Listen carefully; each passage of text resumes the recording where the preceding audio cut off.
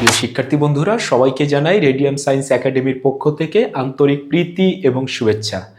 আজকে আমরা তরল পৃষ্ঠের ক্ষেত্রফল পরিবর্তনে কৃতকাজের মান কত হবে, কিংবা প্রয়োজনীয় শক্তি কত লাগবে, কিংবা কত শক্তি নির্গত হবে, এই হিসাব নিকাশগুলো আজকে আমরা দেখব। তরল পৃষ্ঠের ক্ষেত্রফল পরিবর্তনে কৃতকাজ কিংবা প্রয়োজনীয় শক্তি কিংবা নির্গত শক্তির পরিমাণ আমরা বের করব। আমরা পৃষ্ঠ শক্তির ফর্মুলা পেয়েছিলাম। পৃষ্ঠ শক্তি E = উপরে W, নিচে হচ্ছে ডেল এ। ডেল এ হচ্ছে ক্ষেত্রফলের পরিবর্তন আর এই W হচ্ছে কাজের পরিমাণ। এই একটি বড় পানির ফোঁটা রয়েছে, বড় পানির ফোঁটা। এই পানির ফোঁটাটির ব্যাসার্ধ কত ধরে নেই বড় হাতের আর, এবং পানির পৃষ্ঠটান আমরা জানি টি এর মান 72 গুণন 10⁻³ নিউটন পার মিটার। এবারে এই বড় পানির ফোঁটাটিকে ভেঙ্গে সম আয়তনের n সংখ্যক ছোট ফোঁটায় আমরা পরিণত করব।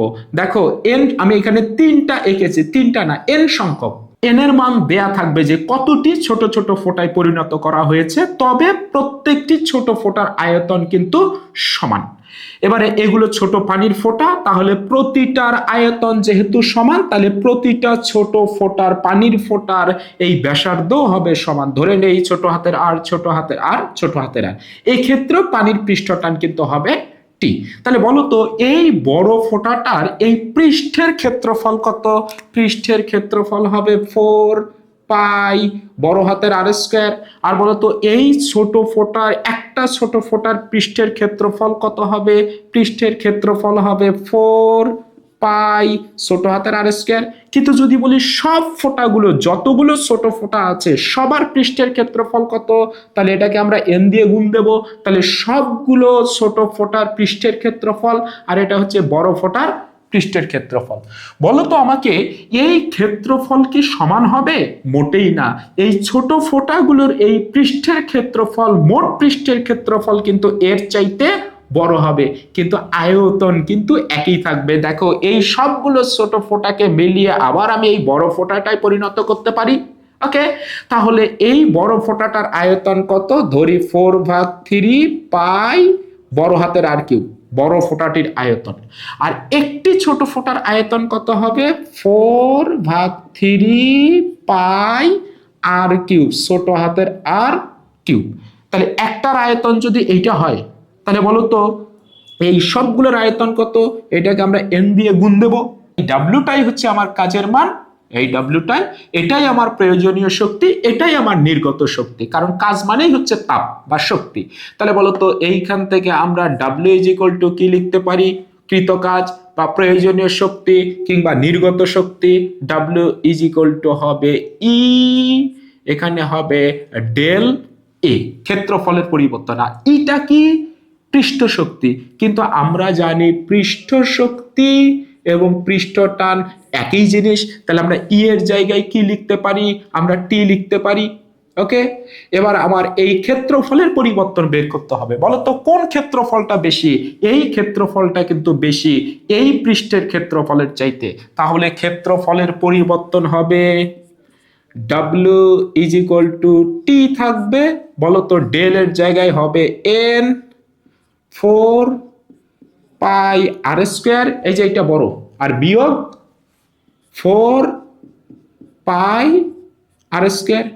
ওকে, তাহলে এইখান থেকে আমরা 4 পাই কমন নিতে পারি। তাহলে 4 পাই যদি কমন নেই, অতএব W = তাহলে এখানে হবে 4 পাই, আর দেখো তো এখানে থাকবে n আর স্কয়ার মাইনাস বড় হাতের আর স্কয়ার, আর এখানে টি ছিল, এখানে টি থাকবে। তাহলে আমরা কৃতকাজের মান পেয়ে গেছি। তাহলে কৃতকাজের মান বের করতে বলুক, প্রয়োজনীয় শক্তি বের করতে বলুক, বা নির্গত শক্তি বের করতে বলুক, আমরা ডব্লিউর মান বের করব 4 পাই n আর স্কয়ার মাইনাস বড় হাতের আর স্কয়ার ইন্টু টি। টি এর মান দেয়া থাকবে।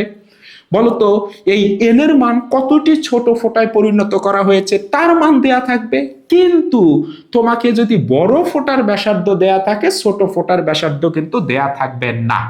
আবার যদি ছোট ফোঁটার ব্যাসার্ধ ছোট হাতের আর এর মান দেয়া থাকে বড় হাতের আর এর মান দেয়া থাকবে না, তাহলে ধরে নেই বড় হাতের আর এর মান দেয়া আছে, তাহলে আমাকে ছোট হাতের আর এর মান ছোট ফোঁটাগুলোর ব্যাসার্ধ বের করে নিতে হবে। কিভাবে আমরা বের করব? আমরা সহজে বের করতে পারি। বলতো এই আয়তন দুটো তো সমান পরস্পর, তাহলে আমরা লিখতে পারি 4/3 পাই আর কিউব, এই যে এটা ইজ ইকুয়াল টু হবে এইটা n 4/3 পাই আর কিউব। বলতো এই 4/3 কেটে যাবে, পাই এবং পাই কেটে যাবে। এইখান থেকে আমরা কি লিখতে পারি? আমরা লিখতে পারি R cube is equal to n R cube. Okay, তাহলে এইখান থেকে আমরা যেটা করতে পারি, এনটা হচ্ছে কতটা ছোট ফোঁটায় পরিণত করেছে তার সংখ্যা, এন এর মান দেয়া থাকবে। বলতো ছোট হাতের আর এর মান যদি বের করতে হয় বড় হাত আর এর মান দেয়া থাকবে, তাহলে আর এর মান বসাবো, এন এর মান বসাবো, ছোট হাতের আর এর মান বের করব। অথবা ছোট হাতের আর এর মান যদি দেয়া থাকে এন এর মান বসাবো, আর এর মান বসাবো, বড় হাতের আর এর মান বের করব করে, তাহলে এই ফর্মুলা থেকে আমরা ছোট হাতের আর বা বড় হাতের আর এর মান বের করে এই ফর্মুলাতে বসিয়ে দেব। দিলেই কিন্তু আমার কৃত কাজ বা প্রয়োজনীয় শক্তি বা নির্গত শক্তির পরিমাণ বেরিয়ে যাবে। এই ফর্মুলাটা আমরা কখন ইউজ করব? যখন বলবে পানির ফোঁটা। পানির ফোঁটা তো গোলক, তাহলে বলতো পানির ফোঁটা বলুক বা যদি বলে নিরেট গোলক, নিরেট গোলক, তখন এই ফর্মুলাটা আমরা ইউজ করতে পারবো। কিন্তু যদি এই রকম বলে ফাঁপা বুদবুদ, কিংবা যদি বলে যে সাবানের বুদবুদ, তাহলে যদি বলে ফাঁপা বুদবুদ কিংবা যদি বলে সাবানের বুদবুদ, আমরা জানি এই সাবানের বুদবুদ বা ফাঁপা বুদবুদে কিন্তু আমাদের দুইটা পৃষ্ঠ থাকে। ওকে, তাহলে ফর্মুলা একই থাকবে, শুধু W ইজ ইকুয়াল টু হবে 4 পাই n আর স্কয়ার মাইনাস আর স্কয়ার ইন্টু টি। ওকে, কিন্তু দুইটা যেহেতু বুদবুদে দুইটা তল থাকে, দুইটা পৃষ্ঠ থাকে, এই জন্য একে শুধু আমরা 2 দিয়ে গুণ দেব, তাহলে সমীকরণটা হয়ে যাবে।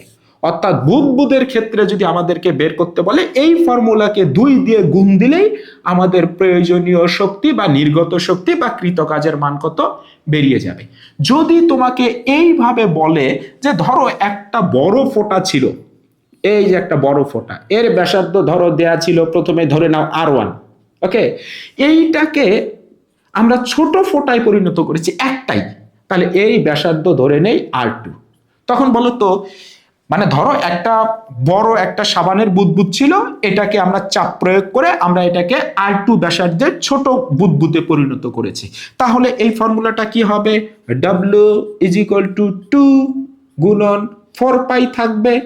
এবার তো n সংখ্যকে পরিণত করে নাই, এবার বলো তো কার পৃষ্ঠে মানে কোন ব্যাসার্ধটা বড়, কার ক্ষেত্রফল বড়? এইটা। তাহলে বলো তো এইখানে হবে R1 স্কয়ার মাইনাস হবে R2 স্কয়ার, আর এখানে টি ছিল, টি থাকবেই। এই যে একটি পানির ফোঁটা রয়েছে, এই পানির ফোঁটার ভেতরের যে চাপ এবং বাহিরের যে চাপ, এই চাপের মধ্যে কিন্তু পার্থক্য আছে, অর্থাৎ একই চাপ হবে না, ভেতরের চাপ এবং বাহিরের চাপ ডিফারেন্ট হবে।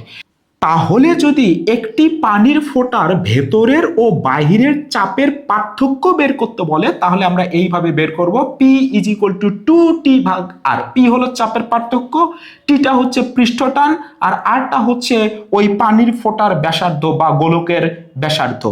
যদি আমাদেরকে বলে যে পানির ফোঁটা না, সাবানের বুদবুদ, ওকে, সাবানের বুদবুদের ভেতরের ও বাহিরের চাপের পার্থক্য কত বের করো, তাহলে কি হবে ফর্মুলাটা? দেখো তো, সাবানের বুদবুদে দুইটা তল থাকে, দুইটা পৃষ্ঠ থাকে, তাহলে এটাকে 2 দিয়ে গুণ দেব, তাহলে হবে 4T আর নিচে হবে আর, তাহলে